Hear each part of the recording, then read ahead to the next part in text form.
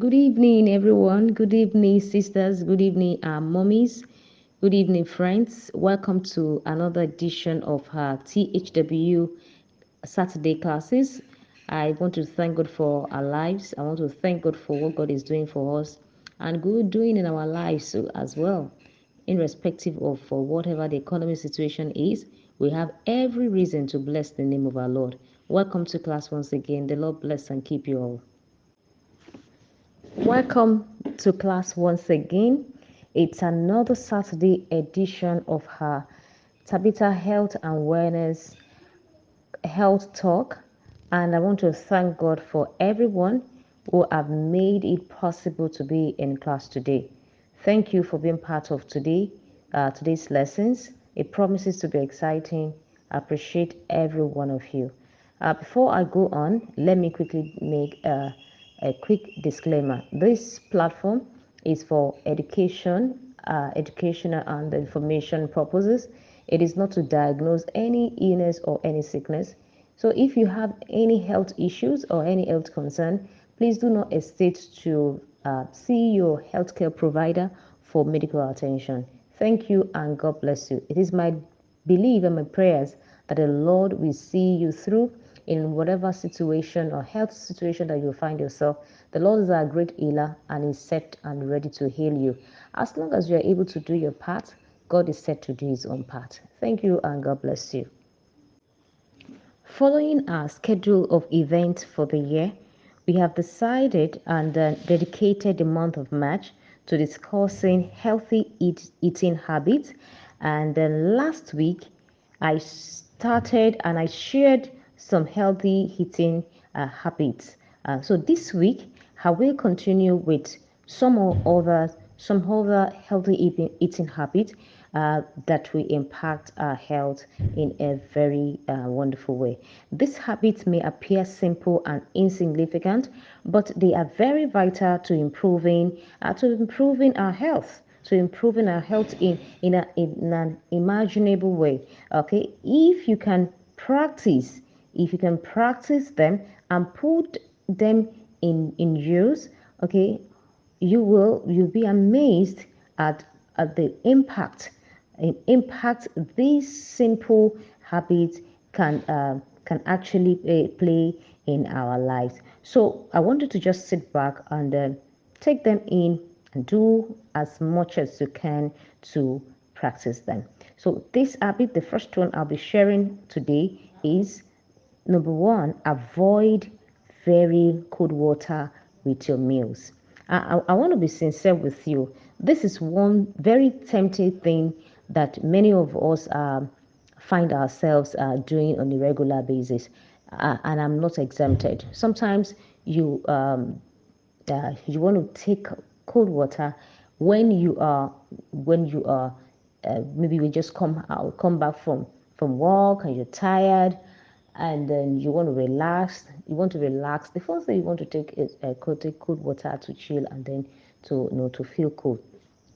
But taking the very cold water with your meals is very, very, very dangerous.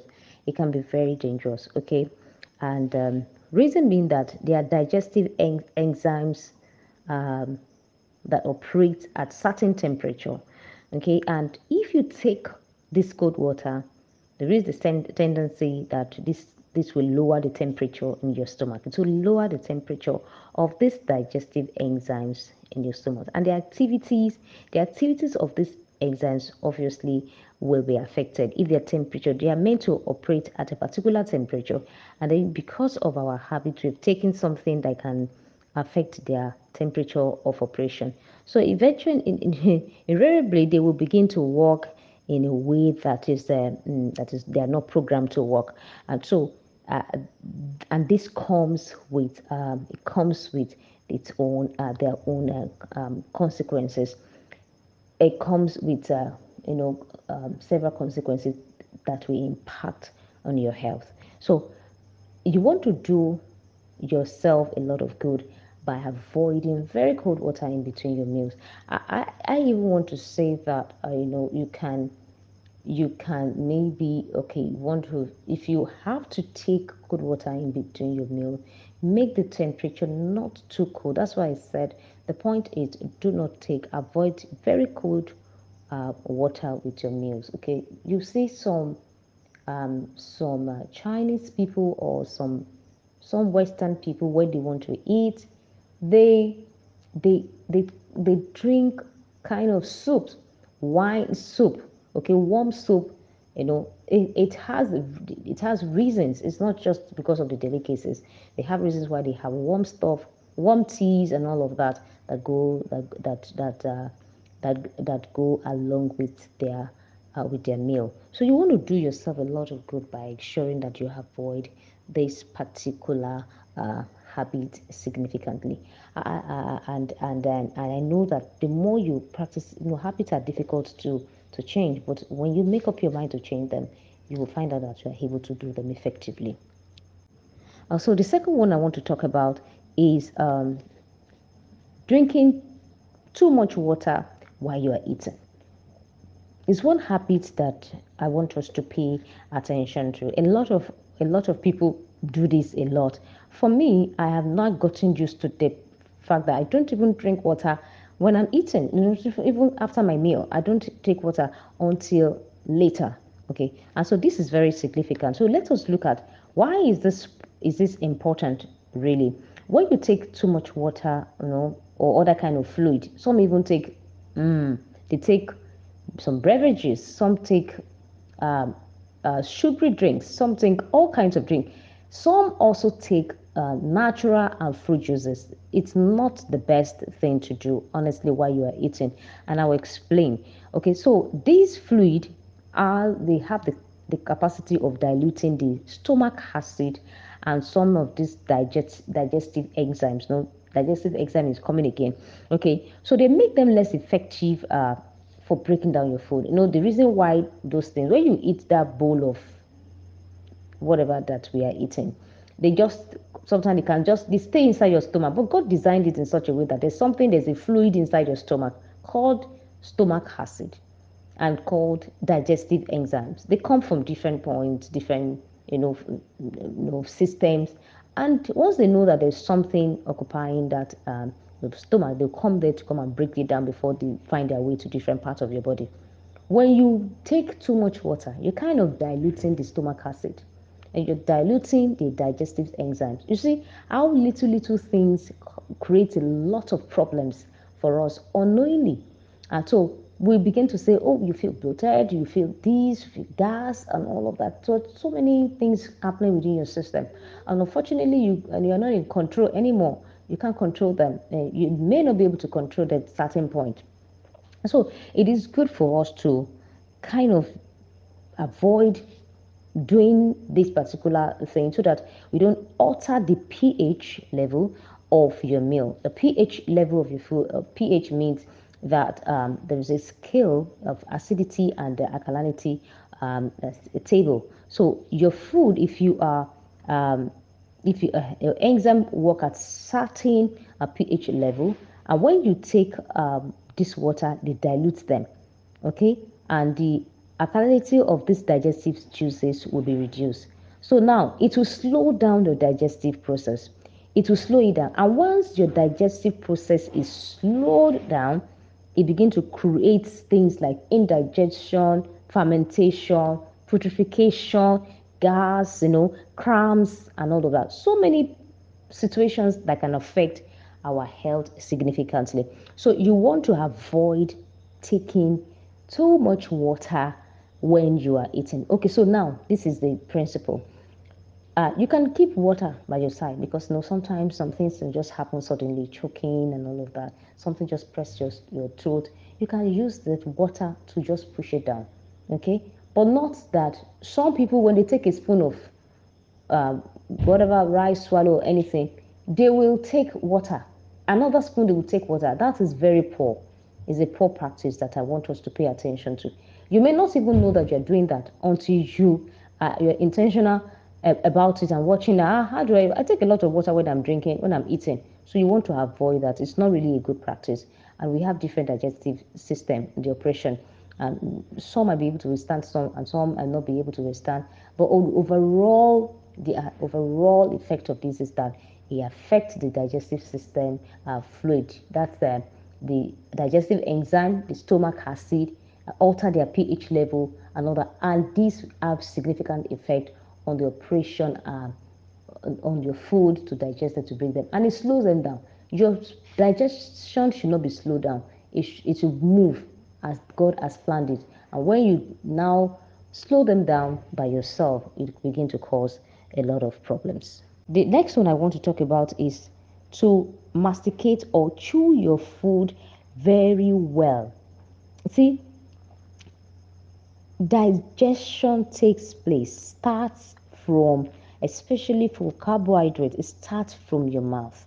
While we were growing up, it said your food, when you chew your food, there's a saliva that mixes with your food.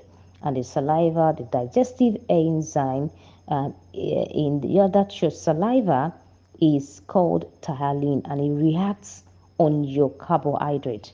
When you react on your carbohydrates, you chew them properly. When you chew them, it's in the course of chewing that the saliva will flow into your mouth and allow that the mixture into your food, and the rate which the food is digested is faster. So your digestive uh, process starts from your mouth.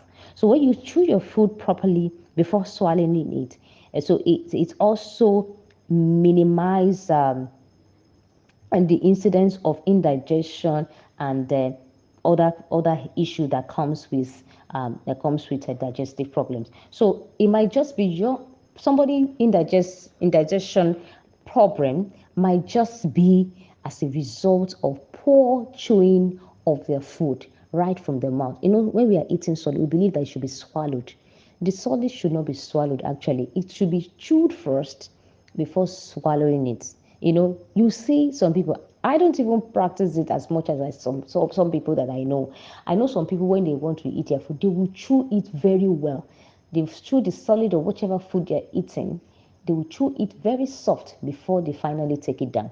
It's actually the best practice if you can chew it. But many of us in this part of the world, in Africa and some part of the world, we are used to swallowing our food immediately. We rush them, just swallow them like that. So it is better for you to chew your food properly so that you can help the digestive enzyme from your mouth to mix very well with your food before it finally goes into your stomach region. The other one I also want to talk about is which other one is this one now? So another healthy eating habit that is also very good is that it's good to rinse your mouth with water after taking maybe like fruit juices, especially.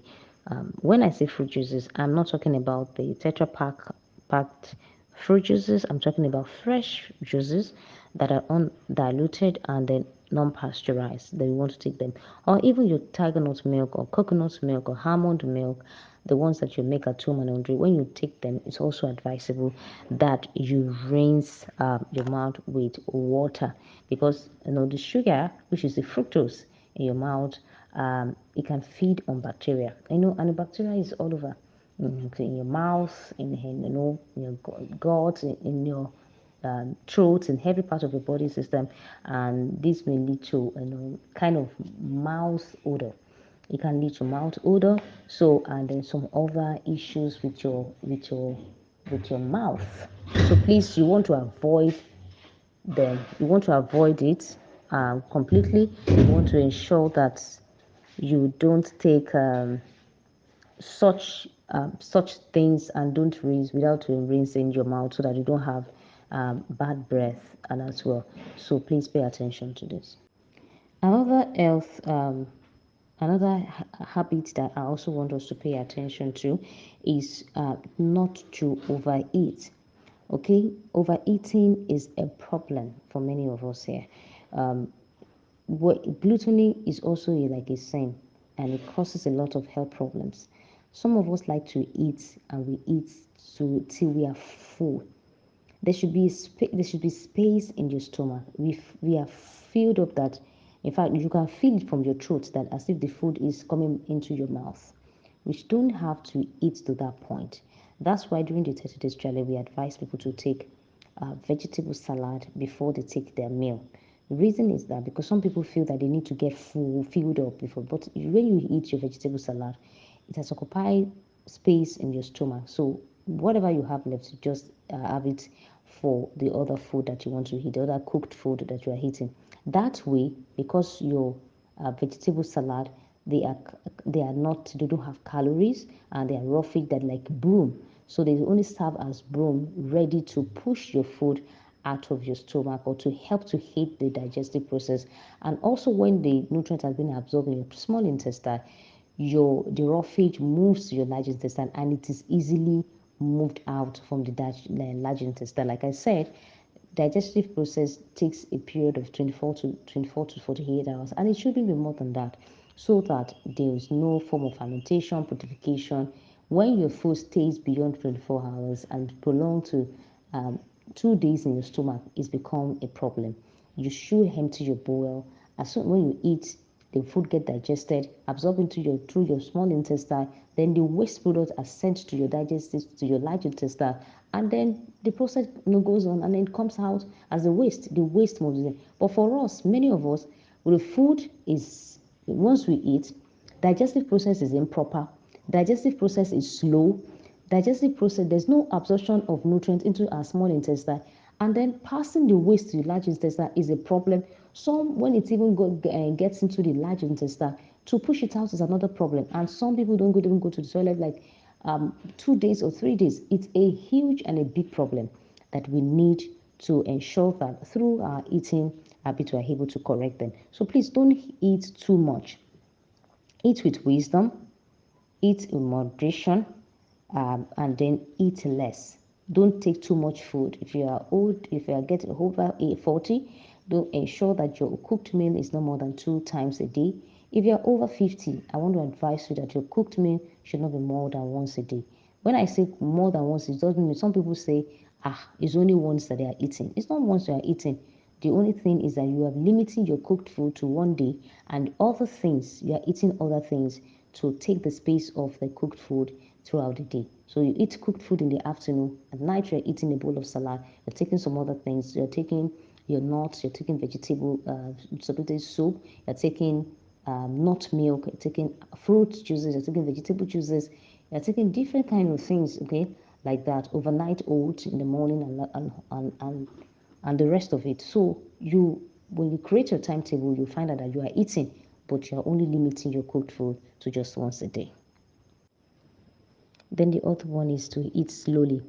You know, studies have shown that it takes about 20 minutes from the time you start eating before our brain sends a signal back to our stomach that we are satisfied or full. So if you rush your food, you know, you will overeat if you rush your food. But if you eat slowly, within that period of time, a signal will be sent to your brain that you are full. I don't know if you're able to get me. So you need to slowly eat your food. Don't rush your meal. If you rush your food, you're sending a signal to your brain, and in a short time within that 20 minutes, and you are probably going to eat much more than expected. So eat your food slowly. It has a lot of advantage, and this is also how to ensure that you eat slowly. When you chew your food, okay, properly, and then it will help you not to overeat. It will help you not to. We talked about eating your food, chewing your food, masticating your food properly. So that's also a way to eat slowly, so that you can send the signal within that 20 minutes, and your body is not telling your brain that it's full, and that way you will not be able to overeat your food.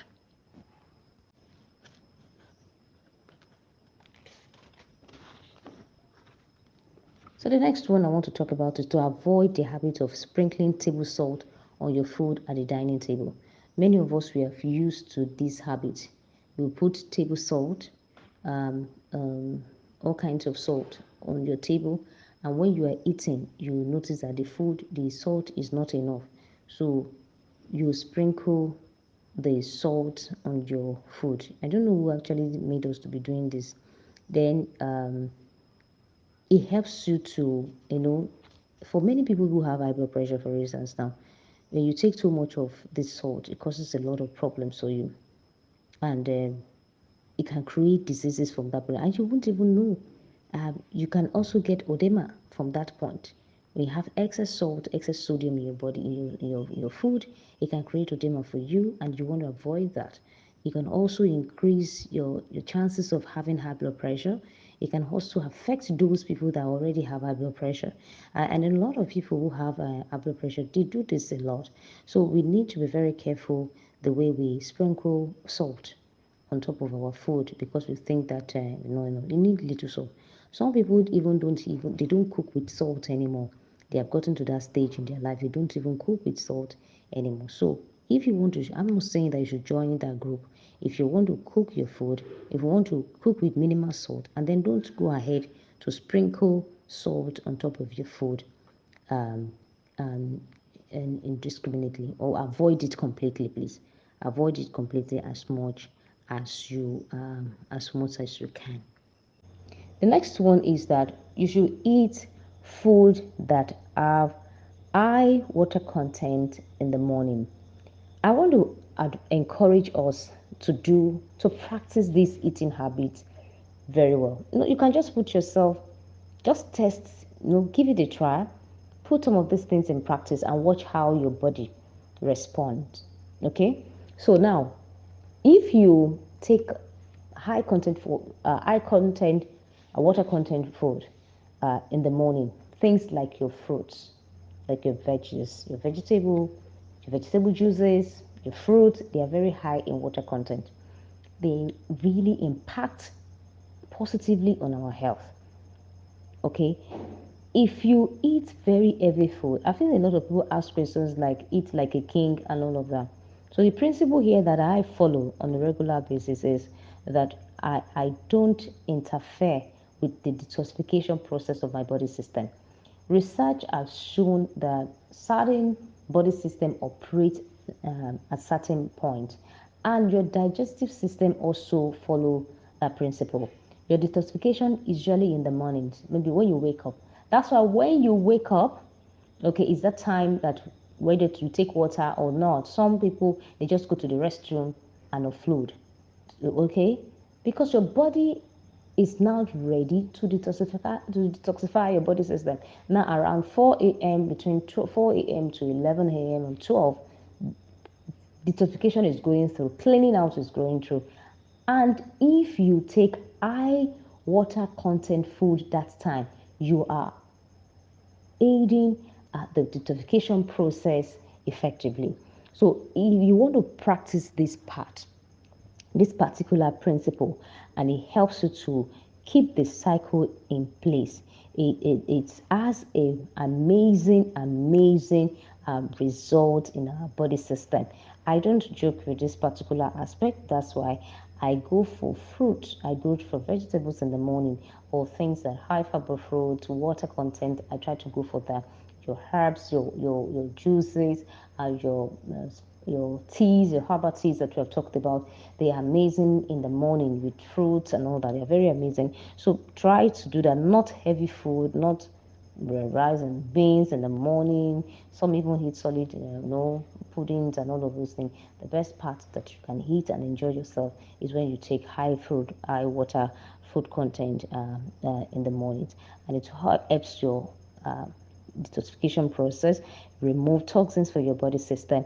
All the accumulated toxins in your body system are able to pull them out. And these toxins, they are they are the things that create imbalance in your body system. And when there is imbalance in your body system, diseases and sicknesses, of course, will set in. Yeah, disease is or this and is, okay? So there's a dysfunction, there's a misalignment of system going on, and that's why you are completely uncomfortable. And depending on the age of the sickness, before you call it different kind of names that we call them today. So please, you want to pay attention to this and ensure that you pay close attention to your meals in the morning so that you can aid your detoxification process. Okay, so the fifth one, sorry for the long wait. So the fifth one I want to talk about here is not to eat too late at night.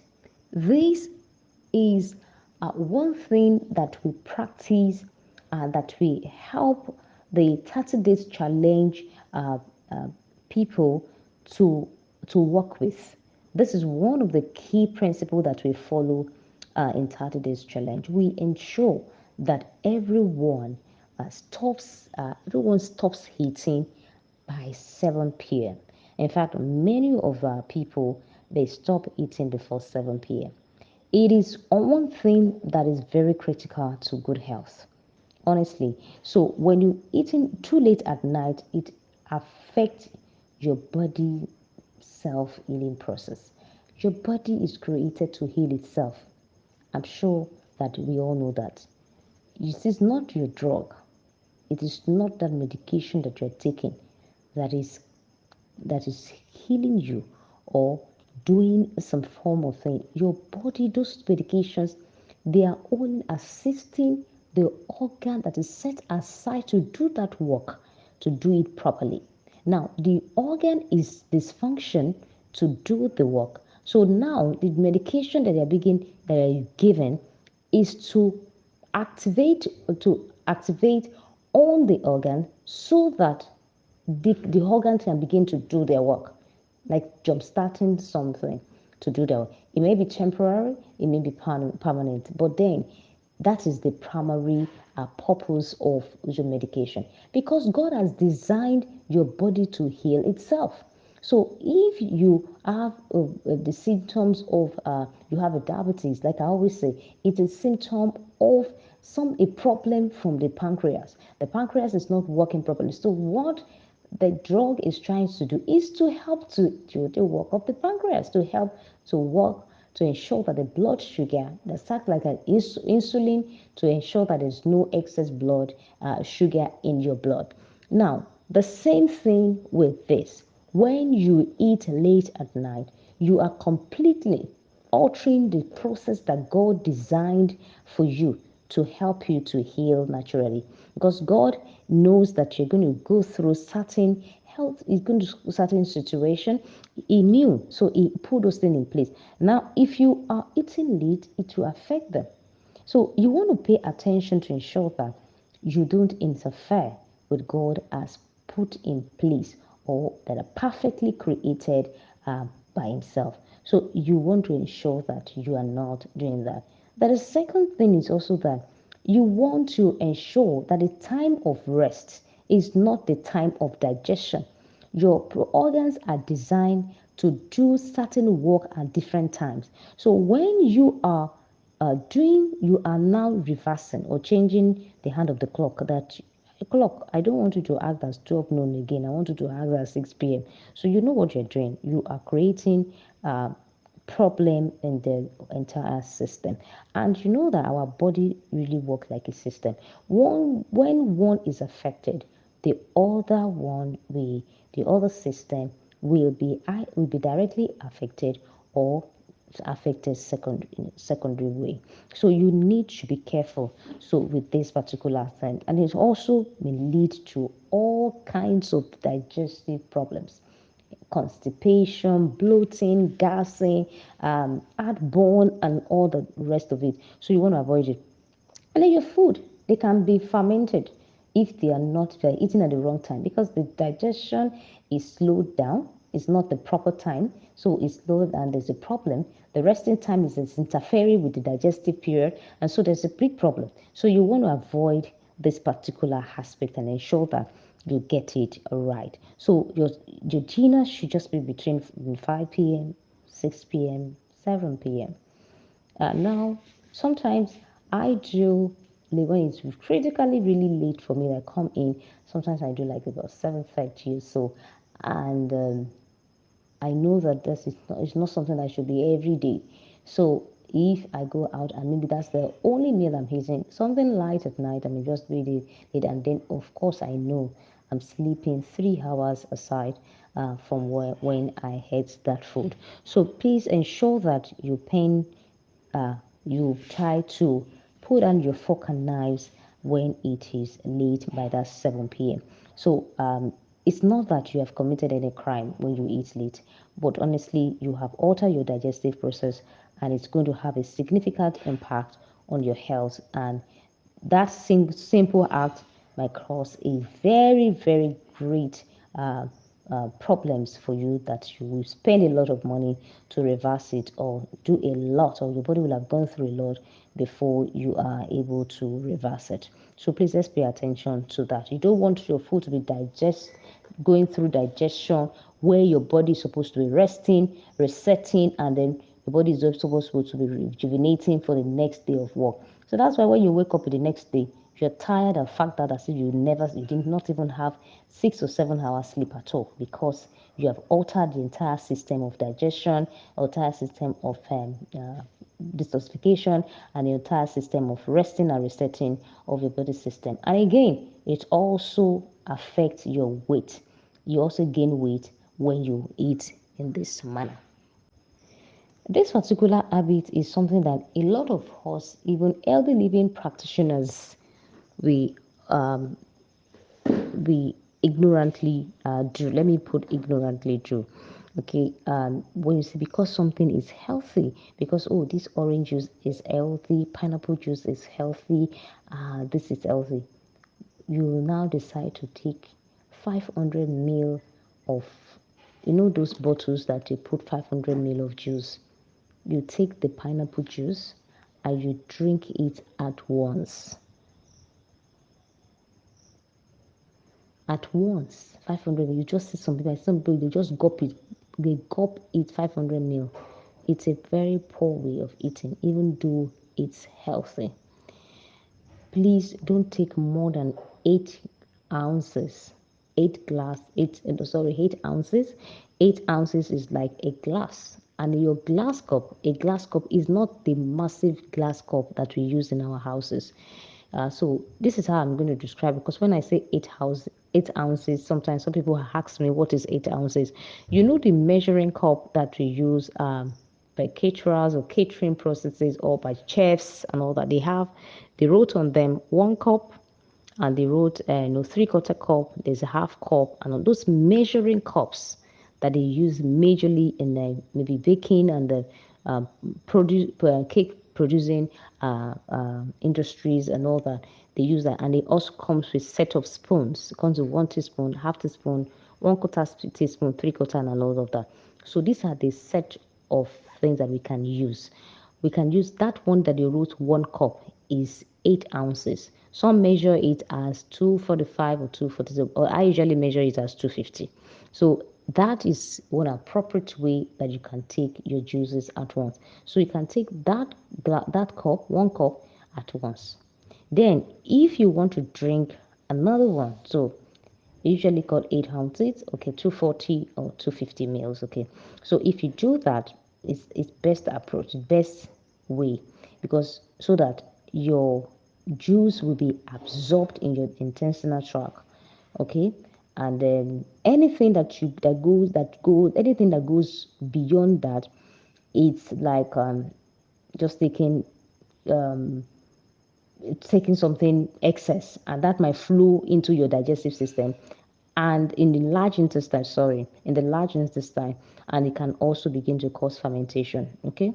So, and these can lead to watery stool. So that's where you have I'm just running stool, because that's gone to another part of your digestive system. So it's gone to the large intestine, and then it can get to be fermented in that place, and then it gets leading to watery stool, gassing, cramps, and some other things like that. Also, sometimes some people will say they take some juices and it causes them diarrhea and all of that. So that's measured. That's the way we want to describe it, because they took excess of that thing. Okay, so it is best for you to space it. So if you want to take, I encourage people to take more of green juices. Okay, green juices, when I take, especially people that some certain therapy, so we encourage them to take like 8 ounces. They can take, you can take green juices as much as possible than the other fruit juices, because those ones are loaded with a lot of nutrients, a lot of vitamins and minerals and grains, chlorophyll and all the rest. So you can take them, but you space them apart, maybe like about 30 to 40 to 1 hour, okay, in between before you take another one. So it's also good to understand that, because your body can absorb little at a time. So if you are rushing all of those things at once, you are losing out, because the nutrients are not even conserved by your body system, because most of them goes to the another most of them goes to another compartment again, that doesn't that is not for absorption into your absorption of nutrient that will be used into your system. So once it gets to the large intestine, it's already like a waste. So it's getting there and coming out like a colon, then passes out in the face from your anus. So it is better to do things the right way. And the last one for tonight is that you should not eat when you are distressed. Um, Digestive process is kind of altered when you are under severe stress, acute stress, anxiety, or you're depressed. And so at that point, it's not when you want to start indulging in certain in food, especially junk food. I see people who indulge in junk foods, high sugar beverages, um, different kind of hard drugs and hard drinks when they are distressed, just to take off their pain. It is the worst time to take unhealthy food. It's the worst time to overeat. It's the worst time to indulge in eating too much. I have a friend, and when she's distressed is when she eats certain food, chocolates, beverages, and all of that.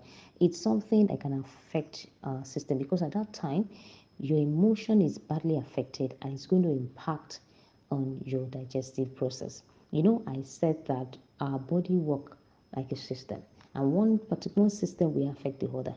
When the brain is affected, anxiety and all that is a brain issue, it's a nervous issue. So when it's signal, and the nervous system is very important for controlling. That's what it's called nervous system, central nervous system. It controls a lot of things about our body system.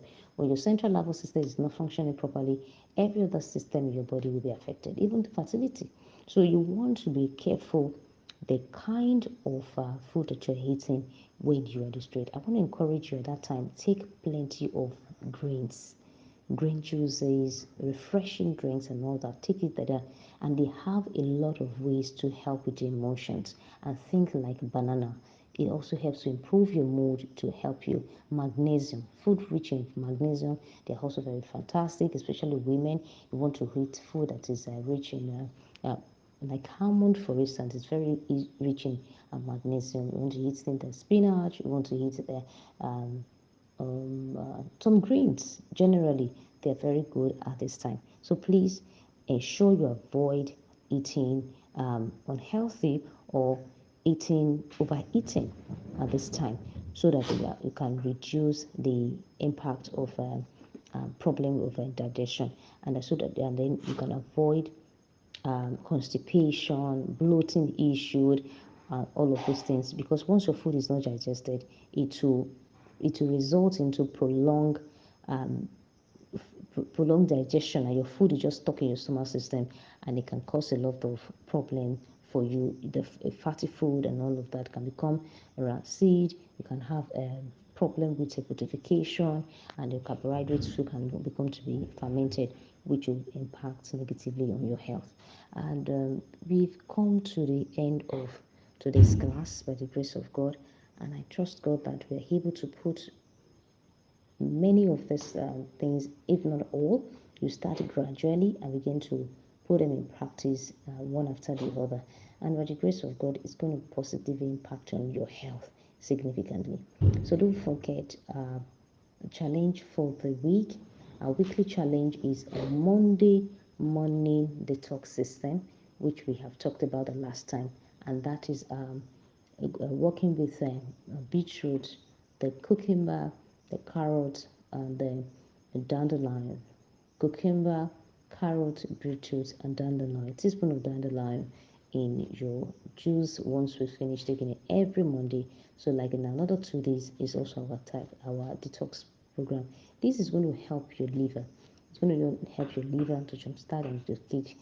All of this content, all of these ingredients, they have great and significant effect on our liver and the entire system. If you can work on your liver, then your entire system will be very effective. Thank you very much for having me tonight. The Lord bless and keep you by His grace. So I want to just give this announcement, and I want to also start preparing towards it. By the grace and mercy of God, next month, April 10th, 2024, Tabitha will be 1 year. And we look forward to great things happening. So if you have a garden already, which is very good. But we want to actually do a project this particular before we are 1 year. We want every one of us to try to create a mini garden within our system, within our compound. If you have fairly small compound, you don't have to have a big compound to create a garden.